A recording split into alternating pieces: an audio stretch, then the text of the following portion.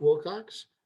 You guys know the drill. As always, let me know in the chat. If you have questions, we'll go ahead and get started with Jeff Ferrato. Go ahead, Jeff. Justin, I wonder if you could sort of tell me what's been the toughest part about this season and what you've been most proud of your team about. Well, we expected to play better than we have at times. I thought, especially early in the season, it seemed literally like we were a play away on one side of the ball, and never didn't quite get it put together as fast as we would have liked in terms of playing complementary offense, defense, and special teams. And that led to some difficult and very close losses early in the season. Once we kind of hit the bye week, I felt like the guys, even through that stretch, really never broke stride, and there wasn't negativity permeating throughout the locker room or at practice, and that's a result of the guys on the team and how they approach things and their character. And so that's probably the thing we're most proud of. It's just the resilience the guys showed through some difficult moments. Once we got through that bye week, felt like we really started to play better. More comfort in the schemes, and also some guys just performing better and making some more contested plays and a little more complete performances by all phases, offense, defense, and ST. And I thought some young guys really took some nice steps, and some veteran guys continued to compete and play better and better, even late in their careers. So I think maybe some of that frustration of not playing as well as we felt like we could have, especially earlier in the year, was difficult. But the demeanor of the team towards practice, towards each other, was impressive, and continues to be in the wake of a tough loss on Saturday, where we didn't give ourselves much of a chance to win. But practice yesterday, and they do what they've always done. And I know they're disappointed, like we all are, but they came out and they have pride and they care about their teammates, so they are out working at practice. You're gonna have quite a few seniors potentially play their final games Saturday night. You talked to a couple of them, Elijah and Val, but you've also got Chase and a whole bunch of other. Could you talk about that group and sort of what they meant to you? Yeah, we're going to be here for a long time, Jeff, and I'd love to sit and talk about them, because these guys are just top-notch human beings. I'm going to miss them. There's still a few guys that have decisions to make, because there could be guys walking that maybe end up playing another season for us.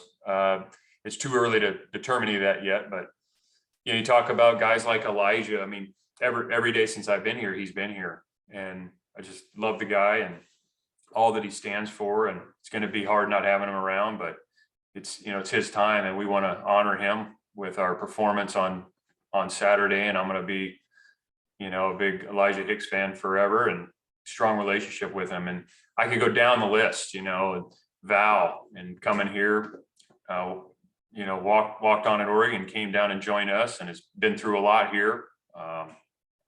Marcel Dance. I mean, it's hard for me because there's so many guys, and I'm afraid that I'd take up an hour talking about all of them, but they're good guys, and they've worked extremely hard. They've tried to do what we've asked them to do, and they're not perfect.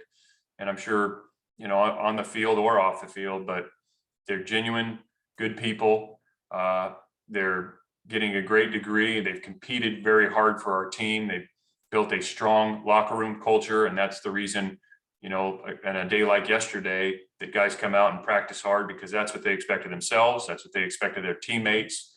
They're a mature bunch, and they really carry that locker room. So I couldn't be more proud of that group, even though we've had some ups and downs. And last thing, do you know for sure that you'll have Brett Johnson and Coyne Dang back next year? Brett, yes.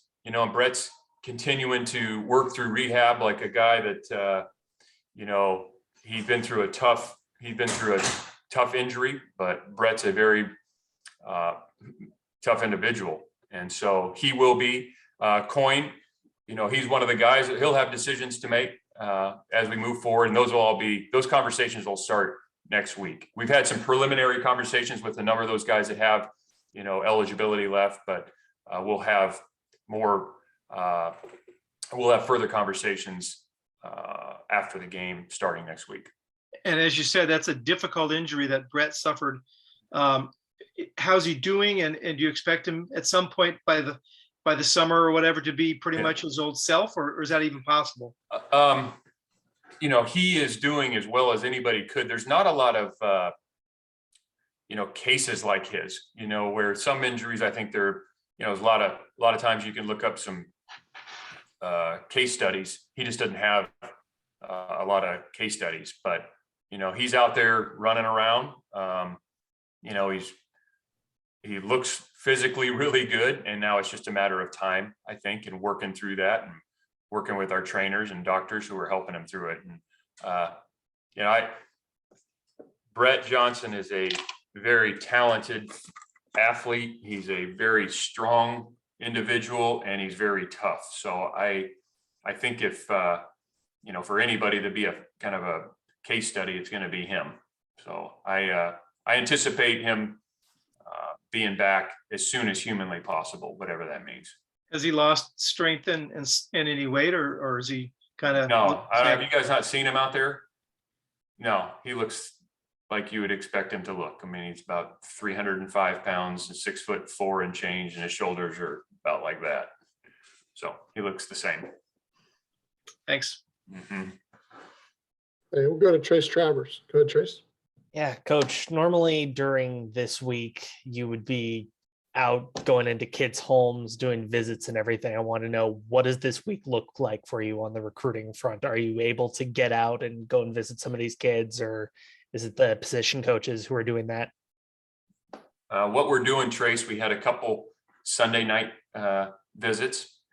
The coaches are here preparing the team, for the game this weekend. We need to give them our full attention. We're still on the phones in recruiting, and we were able to obtain a waiver because of our unique rescheduling of the game, where one of our non-coaching staff members can go out and do home visits. And so that's what we're doing. We got one of our finest out representing, and he will see our committed guys this week. So Got Benji doing the door-to-door missionary deal. yeah, there you go. And he'll be A+ on that. Fantastic. And with kind of the emotion that goes into a senior day, I guess, how do you keep your guys grounded? You did say that practice has kind of gone off like normal, but this is the last time a lot of guys will, play football, and that's a big thing. Yeah, it is. It is a big thing. And it's not lost on anybody. It's not lost certainly on the seniors, but the guys on the team, because they care about each other. They care about the leadership in there, and the guys that have put in a lot of, blood, sweat, and tears throughout the past, 3, 4, 5, 6, I guess 7 years. I mean, there's just a lot of work that they poured into this. And so it is an emotional time, and it deserves that. And the best thing that we can all do is acknowledge it, and then make sure we're honed in on the plan and practicing well, so we can go out and play well, because that's the best way to honor them. And you mentioned Coyne having a decision to make. Is there any chance of him coming back for this game? That'd be doubtful, Trace. That'd be doubtful. Yeah. All right. Thank you so much. Yeah. Okay, I'll go to Jim McGill. Hey, Justin, looking back on the game last weekend, it looks super competitive going into the locker room. After reviewing the film, do you have any sense of how things got away? And did it hit you guys and your team kind of hard, knowing that this Saturday would be the last game rather than a bowl game? Yeah, it's very disappointing, as you can imagine. It wasn't, guys were ready to play and compete, ready to compete. It was just really in each phase, offense and defense, we couldn't get much rhythm going. defensively, consecutive stops or getting negative plays, or that there's some key third downs that they converted on. We struggled with their speed at times. That was evident. The open field plays. And you got to give UCLA credit. I mean, that offense is really good, and they were humming, man. That quarterback's very talented. The back is a very talented player. We expected to play better than that, but we just didn't make enough of those competitive plays to get off the field and get our offensive ball back. And then offensively, we had a real tough time staying in rhythm, running, throwing, you name it.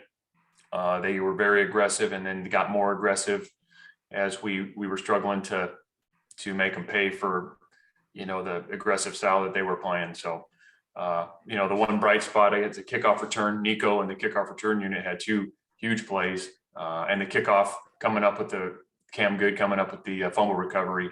But on offense and defense, we really struggled to really get any rhythm going. Is your approach this week to kind of shift gears and make this USC game your bowl game in their minds? Yeah, I mean, our guys are very prideful. They care about their craft. They care about the Cal script and the name on the back of their jersey. And so the pride, really is evident with our group. And then they care about each other. They care about their teammates and their team. And so that's where the motivation comes from. It matters to them. And obviously SC's coming in here. It's a very talented roster, and we got guys from Southern California. We know SC's going to put their best foot forward too. So yeah, it's disappointing to not have the chance to play for a bowl game. There's no doubt about that. I mean, that's something we would all expect from our program. But we are where we are, and now we got to go out this week and celebrate our team by preparing really well and playing our best football. And are you guys going to be playing in the Roth jerseys this weekend? I'm sorry? Are you guys going to be playing in the Joe Roth jerseys? We are, yeah. So we had a chance to play in the Joe Roth jerseys, which, that's a big deal to the players and the fans, but, celebrating Joe Roth and what he meant to the institution and humanity is even more important. The courage that guy showed, and just the most, incredibly difficult, and the circumstances surrounding his passing. It's just pretty amazing story. And so we'll talk about that as a team and what that means, and, honor Joe Roth on Saturday. Okay, thanks. Looks like David Bush has a question. Go ahead, David. Just what's your overall look at USC? They're struggling too a little bit, and especially they're down to their freshman quarterback. What do you see in him? He's really talented, and they've scored points. I think they scored 64 in the combined the last 2 games. So, David, it's a really talented roster. They did lose the wideout, who is, I think, probably the best wideout in the country. He's down, but the next guy up is a very talented player. So their QB room is really good. Both those guys are very, very good players. And defensively, got an edge guy. The D line is stout. The nickel, the corner, 26, the inside backer, good players. So it's a really talented roster, David, and they have pride too, and they're going to come in and we know it's going to be a battle. Yeah, and back to Jeff Ferraro.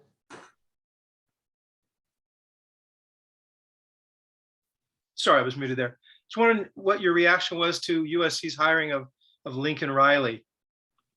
Yeah, I saw the news. There's some new coaches in our conference. To be honest with you, Jeff, I don't spend a ton of time on it. I kind of hear it in passing in the hallway, like you all do.